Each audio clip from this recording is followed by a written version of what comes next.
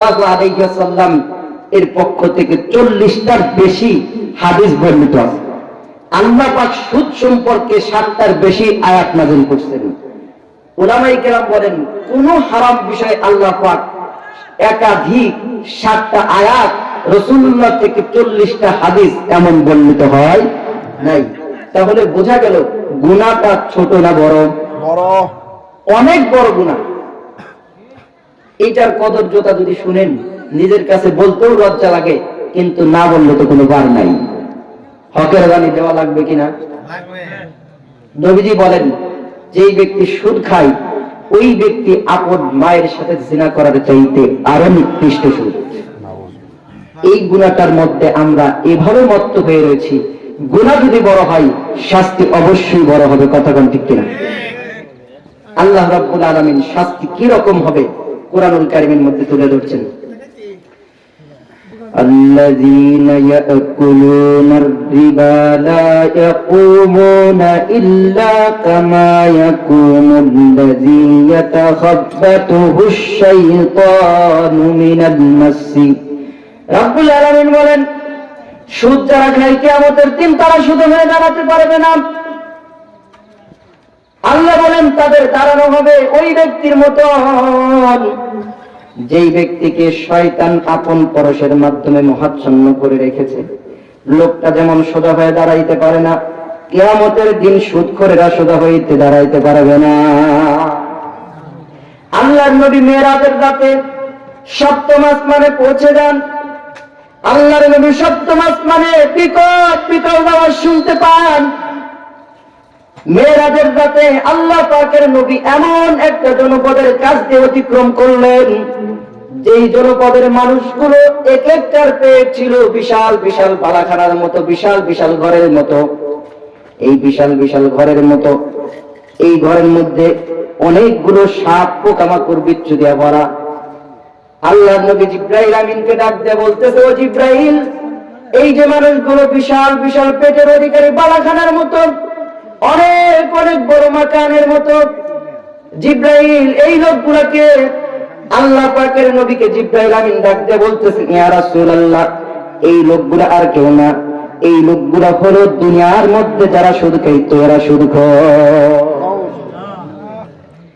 আল্লাহর নবী প্রতিদিন ফজরের নামাজের পর সাহাবায়ে কেরামকে নিয়ে বসতেন এইভাবে, আমি যেমন করে বসি আর কি। আপনারা এইভাবে বসে আছেন না? নবীজি ফজরের নামাজের পরে বসতেন, সাহাবীদেরকে ডাকতে বলতেছেন, আমার সাহাবীরা, আজকে রাতে তোমরা কোন স্বপ্ন দেখেছো? সাহাবীরা বলতেছে, না না ইয়া রাসূলুল্লাহ, আজকে কোনো স্বপ্ন দেখি নাই। সাহাবীরা যদি স্বপ্ন দেখতো আল্লাহর নবীকে বলতেন যে হ্যাঁ ইয়া রাসূলুল্লাহ দেখেছি। যেদিন স্বপ্ন দেখেন নাই ওই দিন বলেন না ইয়া রাসূলুল্লাহ না না দেখি নাই। আল্লাহর নবীকে ডাকতে বলতেছে, না না ইয়া রাসূলুল্লাহ, আজকে রাতে কোনো স্বপ্ন দেখি নাই। এইবার আল্লাহর নবী সাহাবীদেরকে ডাকতে বলতেছেন, আমার সাহাবীরা, আজকে রাতে আমি একটা স্বপ্ন দেখেছি। আল্লাহর নবী বলেন, আমি ঘুমন্ত অবস্থায় রয়েছি বিছানার উপর, কোথায় থেকে যেন দুইজন ব্যক্তি আসলো আমার কাছে, আমার পাশে বসে ঘুম থেকে জাগ্রত করলো, আমার দুই বাহু ধরে টেনে টেনে নিয়ে যাচ্ছে, একটা পবিত্র ভূমির দিকে, একটা জমিনের দিকে নিয়ে যায়। আমি চুপচাপ তাদের সাথে চলতে থাকি, যাইতে থাকি, যাইতে থাকি, যাইতে যাইতে একটা বিশাল রক্তের নদীর কাছে পৌঁছে গেলাম। রক্তের নদীর মাঝ বরাবর দেখলাম এক ব্যক্তি, এই লোকটা রক্তের নদীর মধ্যে হাবুডুবু খাচ্ছে। আবার দেখলাম পাশে একজন ব্যক্তি দাঁড়ানো, দাঁড়ানো ব্যক্তির সামনে বিশাল বিশাল পাথরের টুকরা। আল্লাহর নবী বলেন, ওই মাঝখানের যেই ব্যক্তি যখনই সাঁতার কেটে কেটে যখন নদীর কিনারায় আসতে লাগে, কিনারায় দাঁড়ানো ব্যক্তি বিশাল পাথরের টুকরা দিয়ে তার মাথার উপর আঘাত করে লোকটা যেই জায়গায় ছিল সেই জায়গায় চলে যায়। আল্লাহ পাকের নবী তাদের দুইজনকে জিজ্ঞেস করলেন ওই লোকটাকে। আল্লাহর নবীকে তারা উত্তর দিল, ইয়া রাসূলুল্লাহ, এরা হলো সুদখোর। আওয়াজ দিয়ে বলি নাউযুবিল্লাহ। সুদখোরের পরিণাম কি? বিনা হিসেবে জাহান্নাম। কথা বল। আল্লাহ রাব্বুল আলামিন বলেন, এই শাস্তিগুলো এই মানুষদেরকে সুদ খাওয়ার জন্য শুরু দেওয়া হয় না, শুধু সুদ খায় এই জন্য তাদের শাস্তি দেওয়া হয় না।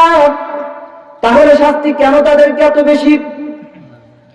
আল্লাহ রাব্বুল আলামিন বলেন, যালিকা বিআন্নাহুম ক্বালু ইন্নামাল বাইউ মিসলুর রিবা। এই মানুষগুলো বলতো ইন্নামাল বাইউ মিসলুর রিবা, সুদ যেমন ব্যবসা বাণিজ্য তেমন। নাউযুবিল্লাহ। সুদের মধ্যে দেখবেন আসল মাল খাটায় লভ্য অংশ খায়। ব্যবসা বাণিজ্যের মধ্যে আসল মাল খাটায় লভ্য অংশ খায় কিনা? এই মানুষগুলো কিয়ামতের দিন এই পরিমাণ শাস্তি কেন দেওয়া হয়? আল্লাহ বলেন, যালিকা বিআন্নাহুম ক্বালু ইন্নামাল বাইউ মিসলুর রিবা। এই মানুষগুলো বলতো সুদ যেমন ব্যবসা বাণিজ্য তেমন। আল্লাহ রাব্বুল আলামিন বলেন, না না, সুদ যেমন ব্যবসা বাণিজ্য তেমন তা না। সুদ আর ব্যবসার মধ্যে পার্থক্য আছে। আল্লাহ যৌক্তিক কোনো পার্থক্য বর্ণনা করলেন না। আল্লাহ কোরআনের আয়াত দ্বারা স্পষ্ট জানায়া দিলেন পার্থক্য আছে। আহাল্লাল্লাহুল বাই'a ওয়া হাররামার রিবা। আল্লাহ পাক ব্যবসা বাণিজ্যকে হালাল করেছেন, সুদকে অবৈধ ঘোষণা করেছেন। আল্লাহ রাব্বুল আলামিন সুদকে হারাম করেছেন, ব্যবসা বাণিজ্যকে হালাল করেছেন। কোন বান্দা পৃথিবীতে নাই সুদকে যৌক্তিক ব্যাখ্যা দিয়ে অবৈধ ঘোষণা করতে পারা যাবে? এই জন্য আল্লাহ পাকের বিধানের কাছে যুক্তি তর্ক কোনো খাওয়া আছে? কথা কয় না, কোন যুক্তি তর্ক চলবে না। এই জায়গাতে আল্লাহ পাক যৌক্তিক কোনো পার্থক্য না বর্ণনা করে বললেন, আহাল্লাল্লাহুল বাই'a ওয়া হাররামার রিবা। আল্লাহ পাক সুদকে হারাম করেছেন, ব্যবসা বাণিজ্যকে হালাল করেছেন। আইয়ামে জাহিলিয়াতে আল্লাহ পাকের নবীর উপর যখন আয়াত নাযিল হলো, লা তাকুলুর রিবা আযাফাম মুযাফা, সুদ তোমরা সরল সুদও খায় না, চক্রবৃদ্ধি হারে সুদও খায়। সরল সুদ অর্থাৎ সামান্যতম মানে লাভ গ্রহণ করা, সামান্যতম, কথা বলছেন, এটার নাম কি? সরল সুদ। 100 টাকা দিলে 102 টাকা ধরেন, আর 100 টাকার বিনিময়ে 120 টাকা যদি নাই, এইটার নাম হলো চক্রবৃদ্ধি হারে সুদ খাওয়া, অর্থাৎ ডাবল। তো আয়াত যখন নাজিল হলো, নাজিল হওয়ার পর কিছু মানুষ চিন্তা করতেছে, আল্লাহ পাক বলছেন লা তাকুলুর রিবা আযাফাম মুযাফা, সুদ সরল সুদ খায় না, এবং জহির সুদ যেটা আছে অর্থাৎ চক্রবৃদ্ধি হারে, এই সুদও খায় না। অতিরিক্ত সুদ খাইলে হারাম হবে লোকেরা মনে করতেছে, কিন্তু আল্লাহ রাব্বুল আলামিন যেই জায়গাতে অতিরিক্ত সুদ খাওয়া হারাম করলেন, কম খাওয়া কি হারাম হবে না? কথা বলেন, হারাম হবে। শুধু তাই না, বরং সুদের কারবারের সাথে যারা লেগে আছে সবাই আল্লাহ পাকের নবী তাদের উপর অভিশাপ দিয়েছেন। হাদিসে পাকের মধ্যে আছে, লানা রাসূলুল্লাহ সাল্লাল্লাহু আলাইহি ওয়াসাল্লাম আকিলির রিবা ওয়া মুকিলাহু ওয়া শাহিদাহু ওয়া কাতিবাহু। সুদ যারা খায়, সুদ যারা দেয়, সুদের কারবার যারা লিপিবদ্ধ করে, সুদের কার্যক্রমে যারা সাক্ষী থাকে, সকলকে সমানভাবে আল্লাহ পাকের নবী অভিশাপ করেছেন। এই জায়গাতে এখন চিন্তা করে দেখেন, যারা ব্যাংকে আছে, ব্যাংকে চাকরি করে কিনা, ওদের বেতন কোথায় থেকে আসে? ওদের বেতন তো আসে সুদের লভ্যাংশ টাকার থেকে। সুদের কার্যক্রম তারা লিপিবদ্ধ করে কিনা? আবার সুদের কাজে সাক্ষী হয় একজন সিআইডি থাকে, দেখবেন কাগজপত্র নিয়ে যায় একজনের কাছে, আবার আরেকজনের কাছে ঘুরে দেয়, সাইন দেয় কিনা? এগুলো সাক্ষী। তো সুদের কারবারে যারা যেভাবে লিপ্ত, যেভাবে ইনভলভ, আল্লাহ পাকের নবী সকলের উপর অভিশাপ করেছেন। যখন আয়াত নাযিল হলো লা তাকুল রিবা আযাফাম মুযাফা, চক্রবৃদ্ধি হারে সুদ খেও না, লোকেরা মনে করলো তাহলে অল্প সুদ খাইলে যায়। নবী বলেন, না, অল্প বেশি বুঝি না, সব খাইলে না যায়। কারণ সুদের সাথে যারা লেগে থাকে, সুদ যারা খায়, সুদী কারবারের সাথে যারা সাক্ষী হয়, সকলেই সমান তালে গুনাহ করে। কথা ঠিক কিনা? এখন আয়াত নাযিল হলো, আল্লাহ রাব্বুল আলামিন তিনি বলেন, আহাল্লাল্লাহুল বাই'a ওয়া হাররামার রিবা। আল্লাহ পাক ব্যবসা বাণিজ্যকে হালাল করেছেন, সুদকে হারাম করেছেন। লোকেরা যুক্তি দিয়ে বলে, সুদ হারাম হবে কেন? কারণ ব্যবসার মধ্যে তো আসল টাকা লাগায়া লভ্যাংশ খায়, সুদের মধ্যে আসল টাকা লাগায়া লভ্যাংশ খায়, তাহলে সুদ আর ব্যবসার মধ্যে পার্থক্য কোথায়? আল্লাহ পাক কোন যুক্তির দিকে গেলেন না, ডাইরেক্ট বললেন আহাল্লাল্লাহুল বাইআ ওয়া হাররামার রিবা। আল্লাহ পাক ব্যবসা বাণিজ্যকে হালাল করেছেন, সুদকে হারাম করেছেন। সুবহানাল্লাহ বলেন। যেই সকল মানুষ সুদের কদর্যতা বর্ণনা হওয়ার পরে যারা সুদ থেকে বিরত থাকে, অনেক মানুষ আছে না, এই আলোচনা শুনতেছে, সুদের কারবারের আলোচনা, সবাই সমান তালে গুনাহগার, এই লোকগুলা দেখবেন স্টেজ ছাড়ার পরে গিয়া সুদ থেকে বিরত থাকবে। আছে না? এরকম হবে কিনা? আল্লাহ পাক করতে পারেন কিনা? এখন এই মানুষগুলো সুদ থেকে যখন দূরে থাকলো, তাহলে আগে দেশে সুদ খাইছে, এর বিনিময়ে আল্লাহ পাক কি করবেন? আবার অনেক মানুষ আছে সুদ এখান থেকে গিয়ে ছেড়ে দিবে, কিন্তু কয়েকদিন পরে যখন পকেটে টাকা থাকবে না, সে মনে মনে চিন্তা করবে, আহারে আগের মতো তো মাছ গোস্ত খাইতে পারি না। চিন্তা করে কিনা? লোকটা আবার সুদের মধ্যে ঢুকে যায়। তাহলে এদের বিধান কি হবে?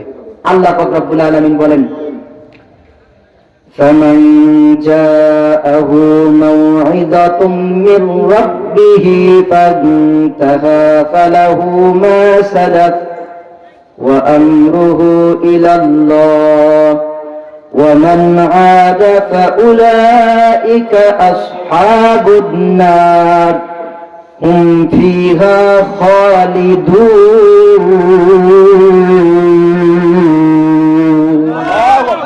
আল্লাহ রাব্বুল আলামিন বলেন, যেই সকল মানুষ আমার ভীতিময় বাণীগুলো তাদের কাছে পৌঁছে দেওয়ার পর সুদের কারবার থেকে বিরত থাকে, আল্লাহ রাব্বুল আলামিন জানায়া দিলেন আমরুহু ইলাল্লাহ, এই লোক পূর্বে যা করছে তা তো অতিবাহিত হয়ে গেছে, এখন লোকটার কি বিধান? আল্লাহ বলেন আমরুহু ইলাল্লাহ, এর সিদ্ধান্ত আল্লাহ পাক গ্রহণ করবেন। আর যারা সুদ খাওয়ার পরে আবার সুদ ছেড়ে দিয়ে আবার সুদের মধ্যে ঢোকে, আল্লাহ বলেন ওয়ামান আদা ফাউলাইকা আসহাবুন নার, যেই সকল মানুষগুলো সুদ ছেড়ে দিয়ে আবার সুদের মধ্যে ঢোকে, আল্লাহ বলেন আসহাবুন নার, ওই মানুষগুলো জাহান্নামে। নাউযুবিল্লাহ বল। হুম ফিহা খালিদুন, মানুষগুলো জাহান্নামের মধ্যে চিরকাল জ্বলতে থাকবে। আল্লাহ পাকের নবী সুদের মধ্যে কোনো বরকতের কথা বলেন নাই। আজকে মানুষ মনে করে অনেক অনেক টাকা সুদের মাধ্যমে হয়, দিনে আবার রাতে সুদ খাইলে একদিন দুই দিনের মধ্যে ধনী হয়ে যায়। 1 কোটি যদি লাগায় একদিন, 1 মাস পরে তার কাছে 1.5 কোটি হবে কিনা। মানুষ মনে করে সুদ খাইলে অনেক লাভ, কিন্তু সুদের মধ্যে লাভ নাই। কারণ দেখবেন যারা সুদ খায়, পরিবারে যে কোনো না যে কোনো একটা ভেজাল লেগেই থাকে।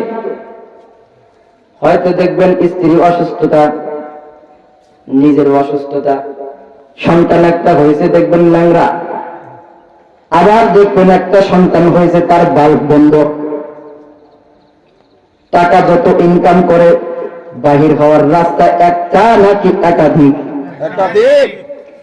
একাধিক রাস্তা সুদ খাইলে আল্লাহ তাআলা বাহির করে দেন সুদের টাকা। আবার অনেক মানুষ সুদ খায় বড় বড় মসজিদ বানায়,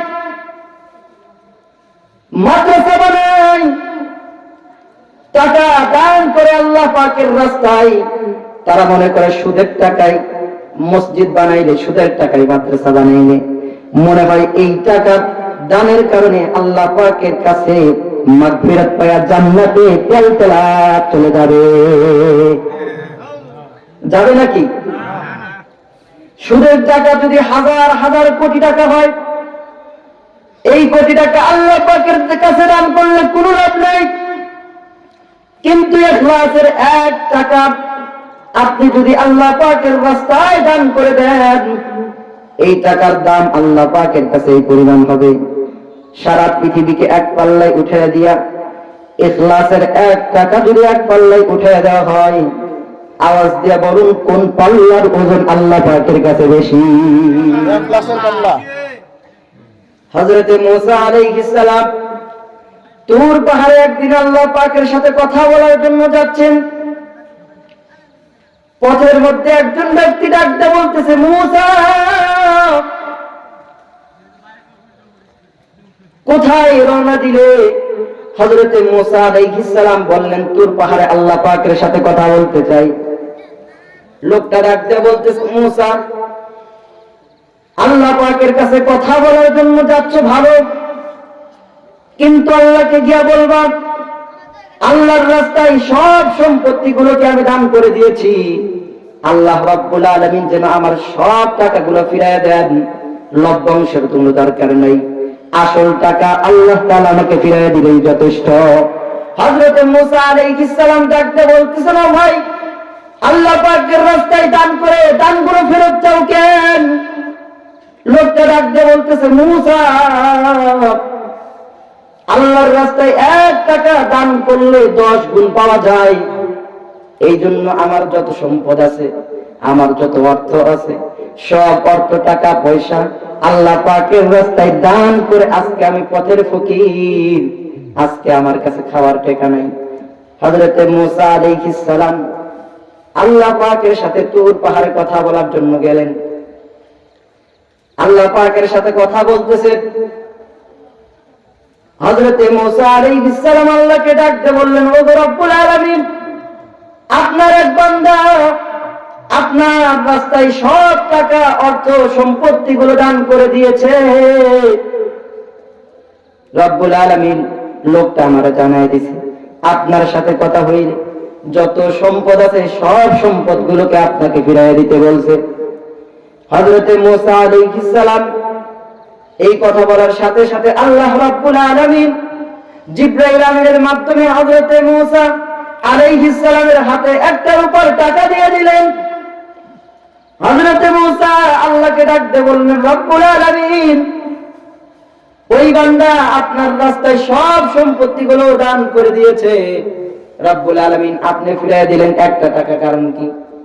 আল্লাহ রব্বুল আলামিন মুসাকে ডাক দিয়ে কয়, মুসা, ওই লোকটা আজ পর্যন্ত যত সম্পদ দান করেছে এই সম্পদগুলো ছিল লোক দেখানোর জন্য, ইখলাসের টাকা একটাও দান করে নাই। কিন্তু এই লোকটা একটা ইখলাসের টাকা দান করছে, এই টাকাটাই আমার কাছে মঞ্জুর হয়েছে, এই জন্য 1 টাকাই তোমাকে ফিরিয়ে দিলাম।